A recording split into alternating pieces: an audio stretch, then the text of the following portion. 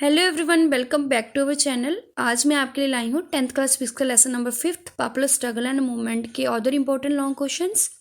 Text question मैं already करवा चुकी हूँ, जिसके लिंक आपको डिस्क्रिप्शन बॉक्स में मिल जाएंगे। ठीक है, तो क्वेश्चन नंबर फर्स्ट है हमारा, discuss the power struggle of Nepal.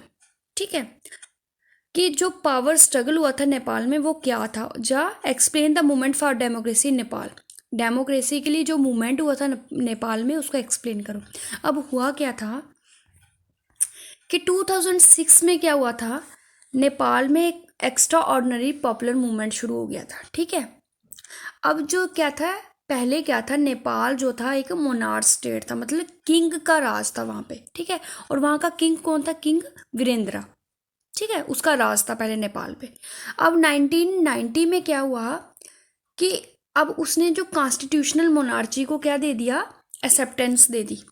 वो मान गया कि कॉन्स्टिट्यूशन मोनार्ची होगी यहाँ पे। उसका क्या मतलब था कि जो फॉर्मल हेड होगा स्टेट का वो तो राजा ही रहेगा, लेकिन जो एक्चुअल पावर होगी वो जो डेमोक्रेटिकली जो पीपल चुने जाएंगे, लोकतांत्रिक तौर पे जो पीपल चुने जाएंगे उसके हाथ में होगी। जैसे हमारा जो फॉर्मल हेड कौन होता है, वो प्रेसिडेंट होता है कंट्री का, लेकिन जो एक्चुअल पावर किसके हाथ में होती है? हमारे प्राइम मिनिस्टर के हाथ में होती है। वही था वहाँ पे भी। ठीक है, लेकिन 2001 में क्या हुआ कि वो जो उसकी जो वीरेंद्रा की जो रॉयल फैमिली थी और उसके जो 5 मेंबर थे फैमिली के, उन सबको क्या कर दिया गया? मार दिया गया। ठीक है, अब किंग कौन बना नेपाल का? क्योंकि वीरेंद्रा को मार दिया गया, किंग बना ज्ञानेंद्र। 2001 में उसको मार दिया गया और फिर किंग कौन बन गया? ज्ञानेंद्र। उसने वहाँ का चार्ज ले लिया। लेकिन वो जो किंग वीरेंद्र ने जो कॉन्स्टिट्यूशनल मोनार्ची का सिस्टम किया था कि एक्चुअल पावर प्रेसिडेंट के, पीएम के हाथ में, और फॉर्मल हेड स्टेट का कौन रहेगा? वही किंग। वो चीज़ इसको पसंद नहीं आई। ठीक है, इसने 2005 में क्या कर दिया, वी को जो अनपॉपुलर गवर्नमेंट थी उसका एडवांटेज ले लिया। मतलब उस टाइम में गवर्नमेंट बड़ी ज़्यादा वीक हो गई थी, उसने उस चीज़ का फ़ायदा उठा के क्या कर दिया, वहाँ का जो प्राइम मिनिस्टर था उसको डिसमिस कर दिया। ठीक है, क्यों कि प्राइम मिनिस्टर डिसमिस हो जाएगा तो पावर, सारी की सारी पावर किसके हाथ में आ जाएगी? किंग के हाथ में। और बाद में उसने क्या कर दिया, पार्लियामेंट को भी क्या कर दिया? डिसॉल्व कर दिया, ख़त्म कर दिया, और सारे कंट्री का चार्ज उसने खुद ले लिया। इसने, जो राजा ज्ञानेंद्र था। लेकिन क्या हुआ, 2006 में एक पॉपुलर स्ट्रगल फिर से शुरू हो गया। क्यों शुरू हुआ? वो चाहते थे कि जो वीरेंद्रा के टाइम में सिस्टम था, डेमोक्रेटिकली जो इलेक्टेड पीपल थे उनके हाथ में जो एक्चुअल पावर थी, वही सिस्टम फिर से क्या होना चाहिए? रिस्टोर होना चाहिए। और किंग को जड़ से उखाड़ फेंकने के लिए उन्होंने क्या किया, एक मूवमेंट लॉन्च किया। कब? 2006 में।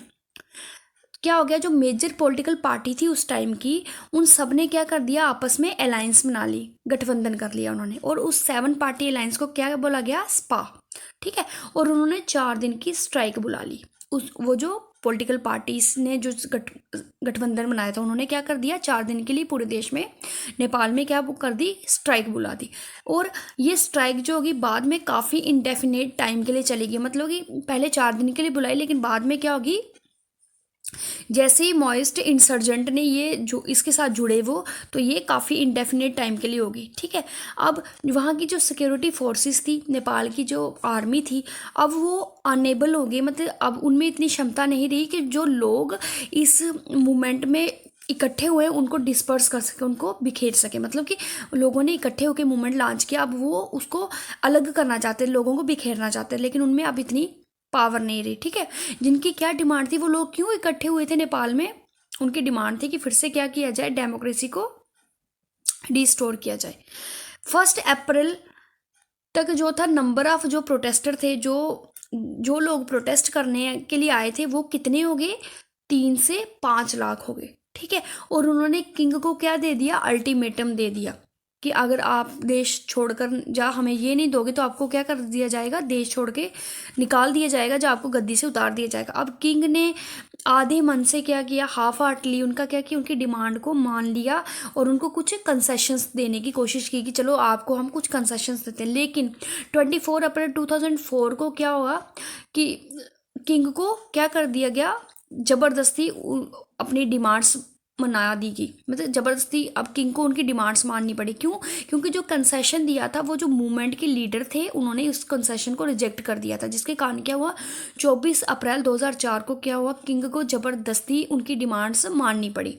जिस उन डिमांड्स में क्या डिमांड्स थी उनकी, पार्लियामेंट को फिर से रिस्टोर कर दिया गया, ठीक है, और किंग की जो पावर्स थी वो उनसे ले ली गई, जिसके कारण क्या हो गया, डेमोक्रेसी रिस्टोर हो गई नेपाल में, ठीक है। इन सितंबर 2005 में क्या हुआ, नया जो कॉन्स्टिट्यूशन था वो बनाया गया और उसको इम्प्लीमेंट कहाँ किया गया, नेपाल में, ठीक है। Thank you.